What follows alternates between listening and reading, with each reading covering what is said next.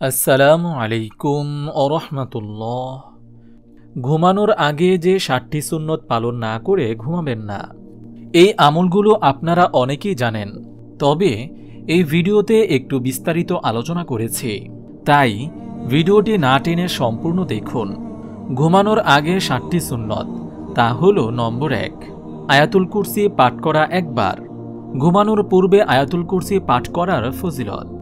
সকাল পর্যন্ত তার জন্য আল্লাহর পক্ষ থেকে একজন হেফাজতকারী ফেরেশতা তাকে নিরাপত্তা দেবে, শয়তান তার কাছে আসতে পারবে না। রাসূল সাল্লাল্লাহু আলাইহি ওয়াসাল্লাম বলেন, যখন বিছানায় ঘুমোতে যাবে আয়াতুল কুরসি পাঠ করবে, তাহলে আল্লাহর পক্ষ থেকে তোমার উপর সবসময় একজন হেফাজতকারী নিযুক্ত থাকবে এবং ভোর পর্যন্ত শয়তান তোমার ধারে কাছেও আসতে পারবে না। সহিহ বুখারী হাদিস নম্বর 530। নম্বর 2, সূরা বাকারার শেষ 2 আয়াত পড়া একবার। ঘুমানোর আগে সূরা বাকারার শেষ 2 আয়াত পড়ার ফজিলত। রাত জেগে তাহাজ্জুদ নামাজ পড়ার সমান সওয়াব পাওয়া যাবে। বালা মুসিবত ও যে কোনো ক্ষতি থেকে বাঁচার জন্য যথেষ্ট হবে। জিন ও শয়তানের ক্ষতি থেকে বাঁচার জন্য যথেষ্ট হবে। আয়াতগুলো পড়ে শেষে আমিন বললে আয়াতগুলোতে যেই দোয়া আছে সেইগুলো আল্লাহ তাআলা কবুল করে নেন।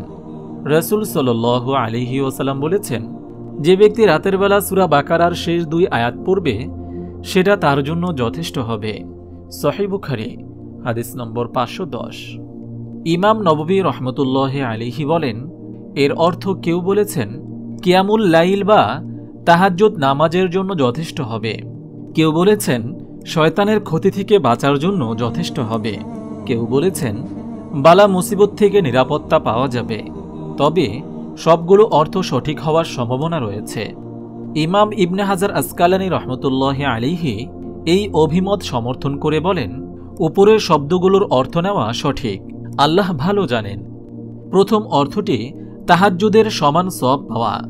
আব্দুল্লাহ ইবনে মাসউদ রাদিয়াল্লাহু তাআলা আনহু থেকে একটি মারফু হাদিসে স্পষ্ট উল্লেখ আছে, ফাতহুল বারী হাদিস নম্বর 510।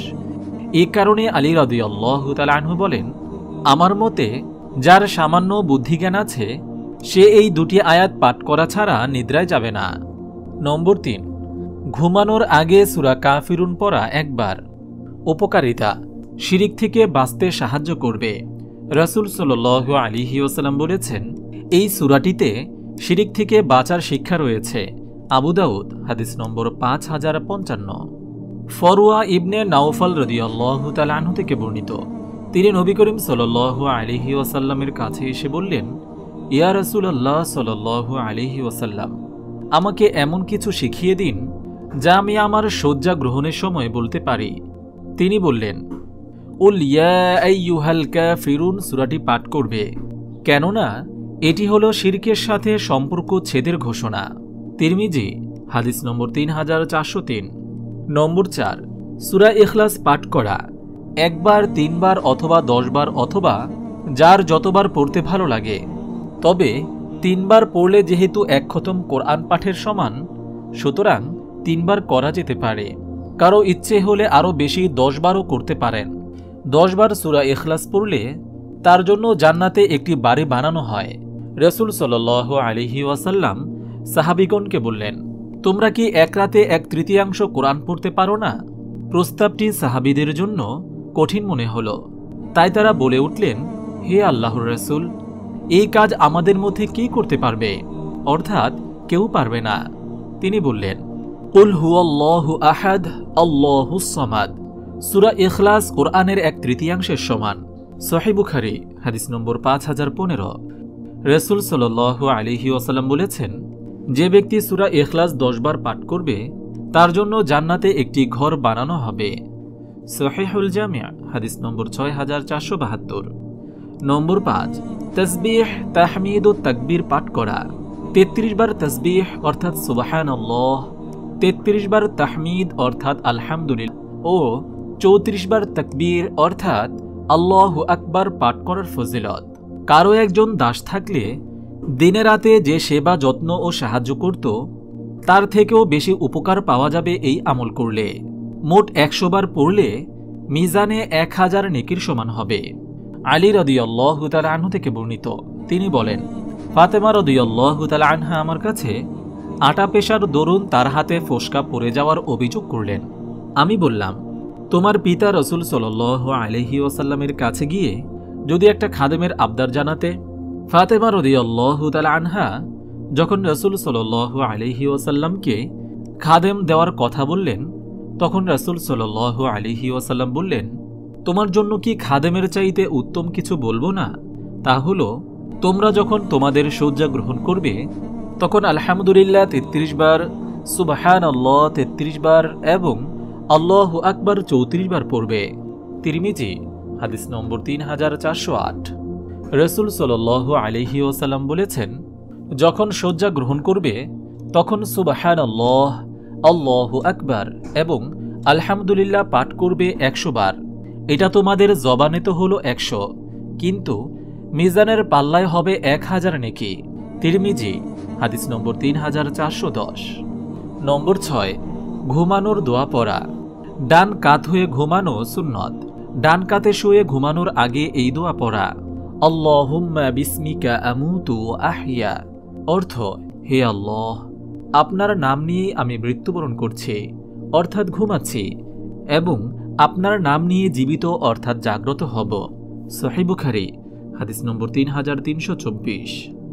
ঘুম থেকে উঠে এই দোয়া পড়তে হয়, আলহামদুলিল্লাহিল্লাযী আহইয়ানা বা'দামা আমাতানা ওয়া ইলাইহিন নুশুর। অর্থ, সমস্ত প্রশংসা আল্লাহর জন্য, যিনি নিদ্রারূপ মৃত্যুর পর আমাদেরকে পুনরায় জীবিত করেছেন, আর আমরা সবাই তার কাছে ফিরে যাব। সহিহ বুখারী, হাদিস নম্বর ৬৩১৪। নম্বর ৭, সূরা মুলক পড়া। ঘুমের আগে সূরা মুলক তেলাওয়াত করা গুরুত্বপূর্ণ একটি সুন্নত। রাসূল সাল্লাল্লাহু আলাইহি ওয়াসাল্লাম আলিফ লাম মিম তানজিলুল কিতাব অর্থাৎ সূরা সাজদা ও তাবারাকাল্লাযী বিয়াদিহিল মুলক অর্থাৎ সূরা মুলক তেলাওয়াত না করে কোনোদিন ঘুমাতেন না।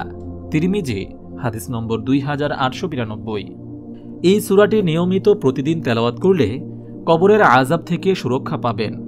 আব্দুল্লাহ ইবনে মাসউদ রাদিয়াল্লাহু তাআলা আনহু বলেছেন, যে ব্যক্তি প্রতিদিন রাতের বেলা তাবারাকাল্লাযী বিয়াদিহিল মুলক অর্থাৎ সূরা মুলক তেলাওয়াত করবে, আল্লাহ তাআলা তাকে কবরের আযাব থেকে রক্ষা করবেন।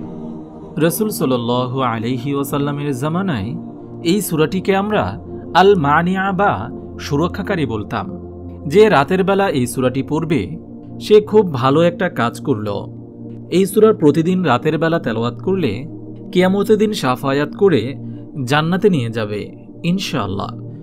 রাসূল সাল্লাল্লাহু আলাইহি ওয়াসাল্লাম বলেছেন, কোরআনের এমন একটা সূরা আছে যার মধ্যে ৩০টা আয়াত রয়েছে, যেটা একজন ব্যক্তির জন্য সুপারিশ করবে এবং তাকে ক্ষমা করে দেওয়া হবে, আর সেটা হলো তাবারাকাল্লাযী বিয়াদিহিল মুলক অর্থাৎ সূরা মুলক। আবু দাউদ, হাদিস নম্বর 1400। আপনি যদি এরকম ভিডিও আরও পেতে চান তাহলে এই চ্যানেলটি সাবস্ক্রাইব করে পাশে রাখা বেল আইকনটি অন করে দিন।